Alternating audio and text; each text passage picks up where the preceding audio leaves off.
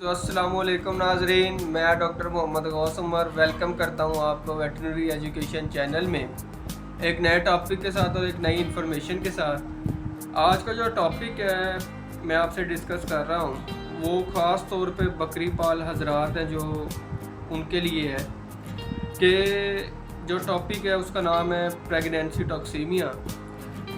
Pregnancy toxaemia है क्या, इसकी अलामात क्या हैं, इसका इलाज क्या है, इसकी प्रिवेंशन क्या है, ये सारा मैं इसमें आपसे डिस्कस करूँगा। मैं अपने टॉपिक को शुरू करने से पहले एक बात आप लोगों से करना चाहता हूँ, वो ये है कि ये जो प्रेगनेंसी टॉक्सीमिया बीमारी है, अगर इस बीमारी के बारे में हम देखें तो ये जो सी बीमारी है, ये बीमारी एक मेटाबॉलिक बीमारी है। मेटाबॉलिक बीमारी है जिसकी वजह से ज़ाहिरी बात है ये बकरी के अंदर ही उसके मेटाबॉलिक फंक्शन के अंदर कोई ख़राबी होगी या मेटाबॉलिक जो मेटाबॉलाइजेशन है उसके अंदर कोई डिस्टर्बेंस होगी, तो जिसकी वजह से ये बीमारी आ रही है। नाजरीन, अगर मैं इस बीमारी को आपको सिंपल अल्फाज में समझाऊँ तो ये बीमारी दरअसल भेड़ बकरियों की बीमारी है। और इस बीमारी के अंदर जो भेड़ बकरियां 3 या 4 बच्चे पैदा करती हैं और बूढ़ी होती हैं, ओल्डर होती हैं, ओल्डर एज उनकी होती है, ये उनमें बीमारी सबसे ज़्यादा पाई जाती है। इसका बेसिकली मैकेनिज़्म ये है कि जब आप अपनी भेड़ बकरियों को आखिरी माह के अंदर, आखिरी 3 हफ्तों के अंदर अच्छी खुराक प्रोवाइड नहीं करते, अच्छा वंडा नहीं देते, अच्छा इन्वायरमेंट नहीं देते, तब ये बीमारी आपके जानवरों में आती है। जो प्रेगनेंसी टॉक्सीमिया है इसको हम साइंसी ज़ुबान में कैप्राइन कीटोसिस, ओवाइन कीटोसिस और किडिंग डिजीज़ भी कहते हैं। अगर मैं आपसे बात करूं प्रेगनेंसी टॉक्सीमिया के हवाले से, जो प्रेगनेंसी टॉक्सीमिया है बेसिकली ये ब्लड ग्लूकोज लेवल कम होने की वजह से भेड़ बकरियों में बीमारी आती है। अब ब्लड ग्लूकोज लेवल कैसे कम होगा? आपका ब्लड ग्लूकोज जो लेवल है भेड़ बकरी में नॉर्मल 40 से 30 मिलीग्राम पर डेसीलीटर है, ठीक है।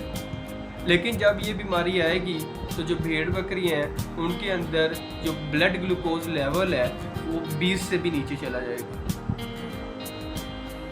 ये बीमारी, पहले मैं आपसे इसको जिक्र करता हूँ कि ये बीमारी आती कैसे है और ये बीमारी आती कब है भेड़ बकरियों में। ये जो बीमारी है जिसको हम प्रेगनेंसी टॉक्सीमिया कह रहे हैं, ये बीमारी दरअसल उन भेड़ बकरियों में आती है जो प्रेग्नेंट होती है, जो गब्बन होती हैं और जो आखिरी माह जिनका चल रहा होता है। जैसा आपको पता है कि भेड़ बकरियों का जो गेस्टेशन पीरियड है वो 5 माह 5 दिन का है, लेकिन ये जो बीमारी है ये आती है आखिरी 3 हफ्तों में। और आती कैसे है कि जब अपनी आप भेड़ बकरियों को वंडा जो देते हैं उसके अंदर अजनास, दाने, मकई, गंदम, कंसनट्रेट्स ये कम हो, अजनास जिन्हें हम बेसिकली आप समझ लीजिए अजनास कम हो। अब आपने जैसे अजनास कम होंगे, भेड़ बकरियाँ कम दाने उसके वंडे के अंदर दाने की रेशो कम है, तो ये होगा कि जब वो दाने की रेशो कम है तो जाके जो दाने कम खाएगी तो एक एसिड अंदर प्रोड्यूस होता है जिसको हम कहते हैं प्रोपेनोइक एसिड। वो एक प्रिकर्सर के तौर पे काम करता है ग्लूकोज के लिए। जब वो कम पैदा होगा उसके ये होगा कि आपके जो भेड़ बकरियों का ब्लड है उसके अंदर ग्लूकोज कम हो जाएगा। जब ग्लूकोज कम होगा तो अब ज़ाहिर बात है उसने अपने बच्चों की नीड पूरी करनी है। जो बच्चे हैं उन्होंने 30 से 40 ग्राम जो उनसा है डेसीलीटर, वो उन्होंने रोज़ ग्लूकोज लेना है पर डे अपनी मदर से, अपनी जो मदर है उसकी ईव है, कैप्राइन है, दोनों से। अच्छा जी, जब अब उसको ग्लूकोज उसका प्रॉपर नहीं मिल रहा तो वो ज़ाहिर बात है कुदरत का निज़ाम है, वो जो अपनी बॉडी फैट है उसकी बॉडी की जो फैट्स हैं उनको कंज्यूम करना शुरू कर देगी। जब बॉडी की जो फैट्स हैं और उसको बकरी अपनी बॉडी की जो चर्बी है उसको जब कंज्यूम करेगी अपना ग्लूकोज को मेंटेन करने के लिए, वो लीवर के पास जाएगा। अब एक और हार्मोन वो प्रोड्यूस होगा, एक और चीज़ प्रोड्यूस जिससे हम एसिटाइल कोए कहते हैं। जब एसिटाइल कोए प्रोड्यूस होगा ब्लड के अंदर उसका पीएच बेसिटाइल कोए प्रोड्यूस होगा और ज़्यादा हो जाएगा ब्लड के अंदर, जिसकी वजह से ये होगा कि आपकी बकरी के जो पेशाब है और जो दूध है उसके अंदर से पंजेंट स्मेल, जिसको हम कहते हैं नेल पॉलिश स्मेल आना शुरू हो जाती है। वो इसकी वजह से क्योंकि कीटोन बॉडीज उसके ब्लड में ज़्यादा हो जाती है, कीटोन बॉडीज ब्लड में ज़्यादा हो जाती है, जिसकी वजह से उसको इन चीज़ों का सामना करना पड़ता है। अब बेसिकली जो इसका पूरा काम है, अगर आप अपनी बकरी को अच्छा वंडा प्रोवाइड करें और वनडे के अंदर हमेशा आप आखिरी माह के अंदर अपने अजनास की रेशियो ज़्यादा रखें, क्योंकि बकरियों को ग्लूकोज ज़्यादा चाहिए होता है अपनी आखिरी माह के अंदर, ताकि वो अपने बच्चों को या 3 या 4 पर बच्चे को 30 से 40 मिलीग्राम पर डेसीलीटर ग्लूकोज चाहिए होता है एक बच्चे को। तो बकरी को ज़्यादा रिक्वायरमेंट होती है, ग्लूकोज की ज़्यादा रिक्वायरमेंट चाहिए होती है।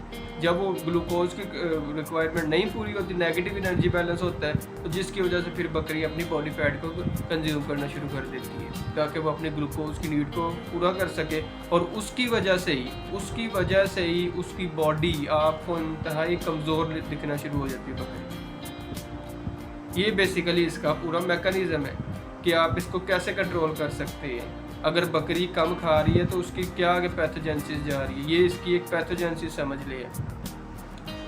उसके अलावा अगर फॉर एग्जांपल आपकी बकरी के अंदर आपको इनिशियली मालूम करना हो कि कैसे उसके अंदर हम आइडेंटिफाई कर सकते हैं कि ये प्रेगनेंसी टॉक्सीमिया है, आप जिस बकरी के अंदर प्रेगनेंसी टॉक्सीमिया होगा वो अग्रेसिवनेस के साथ, जैसे वो पहले खाती थी, कोई चारा खा रही है या कोई दाना खा रही है, कोई वंडा खा रही है, वो वैसे नहीं खाएगी जैसे हम पहले बकरियां खा रही हैं। दाने को जाके झपटेगी नहीं, पड़ेगी नहीं, बल्कि एक जगह साइड पर बैठ जाएगी और जब ये आप दाना खाएगी या कोई वंडा खाएगी तो वंडे के अंदर से जो दानेदार अजनास है, दाने हैं, उनको छोड़ देगी। जो कंसनट्रेट है उनको नहीं खाएगी बकरी, उसको छोड़ देगी। उसके अलावा जो बकरी के अंदर एमलेसली वॉकिंग करेगी बिला वजह इधर उधर, ये उसके इनिशियल साइंस हैं। आप अपने जब भी जो बकरियां प्रेग्नेंट हैं, आप उनके अंदर ये चीज़ें ज़रूर ऑब्ज़र्व करें कि क्या हमारी बकरी जो दाना है वो पूरा खा रही है, ठीक है, बकरियों से अलहदा होकर तो नहीं बैठी, एमलेसली वॉकिंग तो नहीं कर रही, मतलब जैसे आम बकरियां हैं खाती पीती वैसे खा रही हैं। लेकिन जब ये आपकी बीमारी बढ़ती जाएगी, उसके साथ साथ भी इसकी कंडीशन भी एडवांस होती जाएगी। इसके अंदर जब आप देखेंगे जो आपकी बकरी है जिसके अंदर प्रेगनेंसी टॉक्सीमिया, अगर वो एंड की स्टेजेस में है, तो उसके अंदर बकरी जो उनसी है, जब टॉक्सीमिया ब्लड के अंदर अब्जॉर्ब होना शुरू किया तो उसका नर्वस साइन भी आना शुरू हो जाएंगे, जिससे बकरी की आँख की बार बार मूवमेंट होना, नर्वस साइन शो करना बकरी के अंदर, आवाज़ों से ऊंची ऊंची चलाना, सही है ये, और इलनेस हो जाना, ऐसी चीज़ें जब आप तब शो होंगी जब बकरी एडवांस स्टेज में चल जाएगी। लेकिन आपने हमेशा अपनी बकरियों को पूरा ग्लूकोज लेवल मेंटेन करना चाहिए कि डाइट के अंदर, ताकि ऐसी कंडीशन ना हो। बेसिकली ये कंडीशन आई इसी वजह से रही है ताकि आपके अंदर आपका वंडा बैलेंस नहीं है, आप उसको पूरा ग्लूकोज प्रोवाइड नहीं करें, जिसकी वजह से ये डिज़ीज़ आ रही है।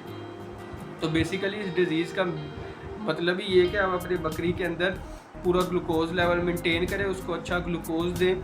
ग्लूकोज का बेसिकली कौन सा सोर्स है, जो हमारे एनर्जी सोर्स दानेदार अज्जास है, वो उससे ग्लूकोज प्रोवाइड, उससे प्रोपेनोइक एसिड प्रोड्यूस होगा, उससे जाके फिर आगे ग्लूकोज बनेगा।